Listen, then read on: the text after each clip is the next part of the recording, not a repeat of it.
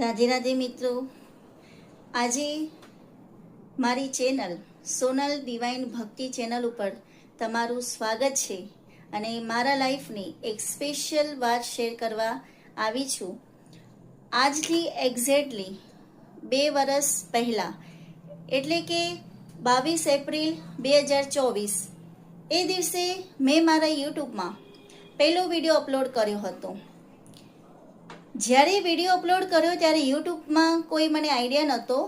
ખાસ કરીને હું છે ને કે મારી સ્ટડી ચાલુ હતી એટલે મેં સોશિયલ મીડિયાથી સાવ દૂર જ રહી છું. અને એવા કહેવાય ને કે કોઈના બર્થડે હોય છે કંઈ હોય તો બધાના સ્ટેટસ ઉપર વિડીયો જોઉં ને એટલે મને એમ થાય કે હું પણ આવો વિડીયો કેવી રીતે બનાવું. તો બસ એમ વિચારીને શું કરતી હતી, યુટ્યુબમાં જ્યારે આપણે રીલ્સ જોતા હોઈએ તો જે મ્યુઝિક કે જે સોંગ સારું લાગતું મને, બસ એનો આવે છે ને કે યુઝ ધ સાઉન્ડ, એના ઉપર કરતી.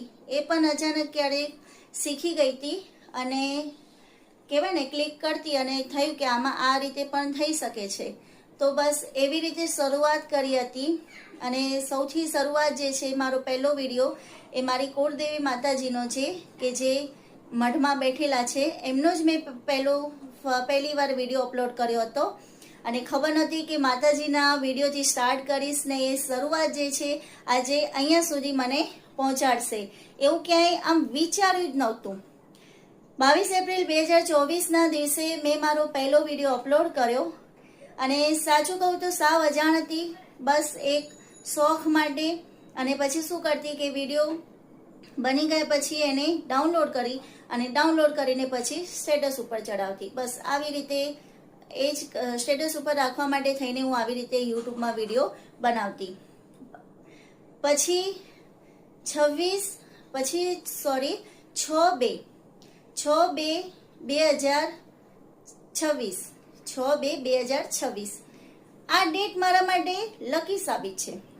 કેમ કે 6/2ના દિવસે મારી મમ્મીનો બર્થડે હતો ને એ દિવસે મને થયું કે મારી મમ્મી માટે હું કોઈક પોએમ બનાવું. અને પછી એમ થયું કે મ્યુઝિક કેવી રીતે એડ કરું, કેમ કે મ્યુઝિક સાથે હોય ને તો સારું લાગે.